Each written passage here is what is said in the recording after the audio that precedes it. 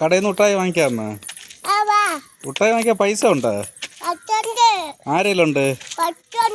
പൈസ എവിടെ ഉണ്ട്? വീട്ടുകാരല്ലേ പൈസ ഉണ്ടോ?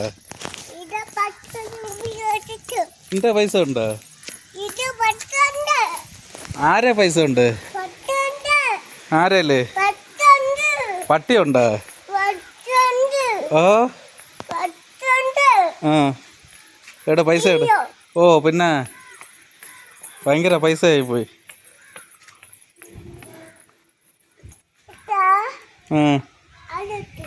ഹലോ വിളിക്കട്ടെന്ന്. ആരാ ഹലോ വിളിക്കണേ? ആ ആ എന്നിട്ട് ഓക്കെ.